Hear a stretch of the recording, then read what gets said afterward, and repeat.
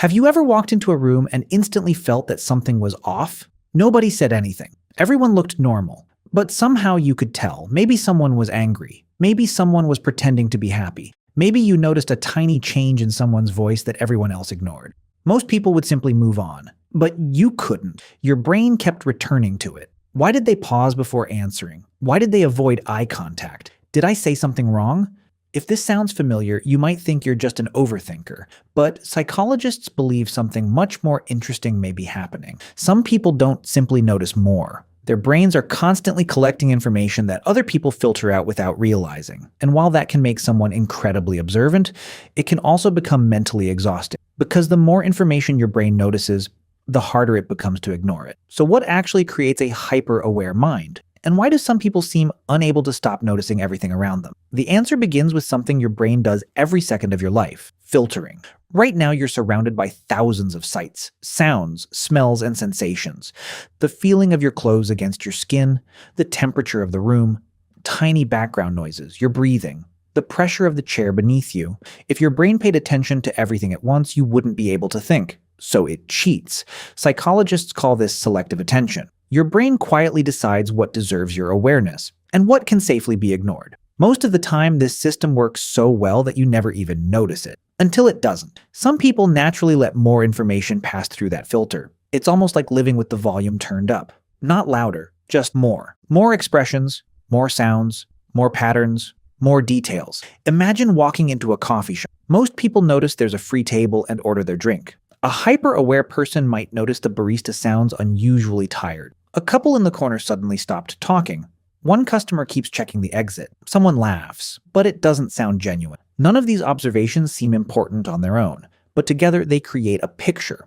And here's the strange part. The brain hates unfinished pictures. Neuroscientists believe the human brain is constantly trying to predict what's about to happen next. It's like running thousands of tiny guesses every second. Is this person friendly? Is something wrong? Should I pay attention? Usually those predictions disappear as quickly as they arrive, but highly aware people often keep thinking about them long after everyone else has forgotten. And that's where things become complicated. Because noticing more information doesn't automatically mean understanding it correctly. Imagine reading only one page from the middle of a mystery novel. You'd immediately start guessing what happened before. Who committed the crime? Who can be trusted? Your brain would naturally begin filling in the missing pieces. Hyper-awareness often works the same way. The brain notices dozens of small clues, then quietly starts building a story to explain them. Sometimes that story is surprisingly accurate. Sometimes it isn't. Researchers studying predictive processing believe the brain isn't simply reacting to reality. It's constantly trying to predict reality before it happens. In other words, your brain is always asking, what am I about to see? What does this mean? What happens next? Most people make these predictions without ever realizing it. Hyper-aware people simply seem to notice far more pieces of the puzzle. That can be incredibly useful. Detectives often describe noticing details others overlook. Experienced nurses sometimes sense something is wrong with a patient before any machine does. Professional poker players read tiny facial expressions most people never see. Their awareness becomes a strength. But there's another side that people rarely talk about. Because once your brain becomes good at noticing patterns, it becomes very difficult to stop looking for them. You start analyzing conversations after they've ended. You replay tiny moments. You wonder why someone used one word instead of another. You notice changes in routine, small pauses, different smiles, a message that sounded slightly colder than usual. Most people forget these things within minutes, but your brain quietly keeps collecting them, almost like it's building an invisible map of everyone around you. And here's where the mystery becomes even deeper. Because psychologists have discovered that hyper-awareness isn't always focused on other people. Sometimes it turns inward. And when that happens, the person you begin observing most closely is yourself. Now, this is where many people misunderstand hyper-awareness. They assume it's simply about noticing other people. But often, the person receiving the most attention is you. Imagine giving a speech. You stumble over one word. The audience barely notices. 5 minutes later, they're thinking about lunch. But you're still replaying that single mistake hours later. Psychologists call this the spotlight effect. It's our tendency to believe other people notice us far more than they actually do. Hyper-aware people often experience this more intensely. Not because they're selfish, but because their brains collect so many details that they begin monitoring themselves with the same intensity they monitor everyone else. Every conversation becomes evidence. Every pause becomes a clue. Every awkward moment becomes something to analyze. And slowly, the outside world starts feeling like a mirror. But here's something surprising.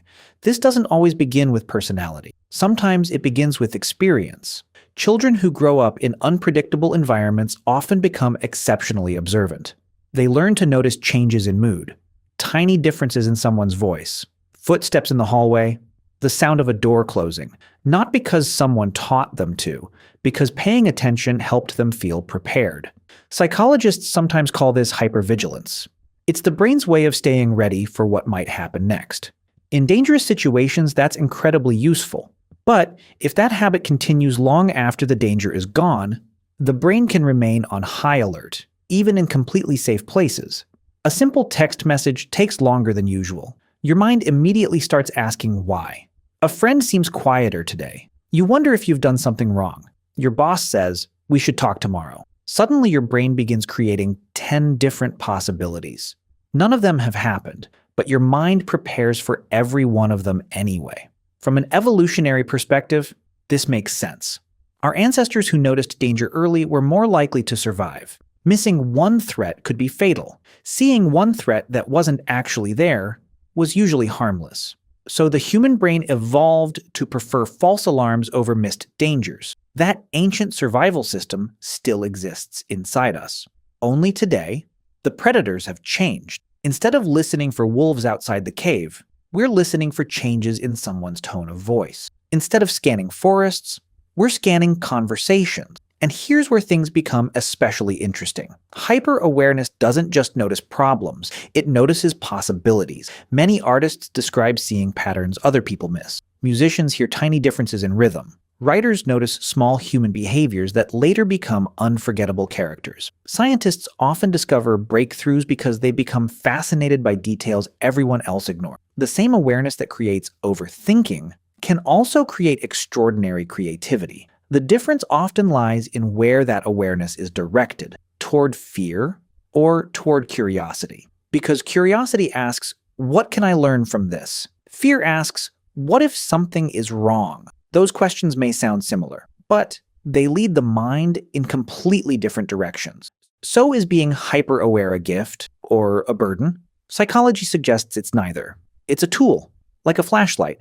Point it at every possible danger. And eventually the whole world starts looking frightening. Point it toward understanding, and suddenly you begin seeing connections that other people never notice. Perhaps that's why hyper-aware people often feel different. Not because they live in a different world, but because they notice a version of this world that most people filter out. The goal isn't to stop noticing, the goal is knowing which details deserve your attention, and which ones deserve your peace, because awareness isn't what exhausts us. Carrying every observation, as if it requires an answer, is. And maybe that's the real psychology of being hyper-aware. It isn't about seeing more, it's about learning that not everything you see needs to become a story.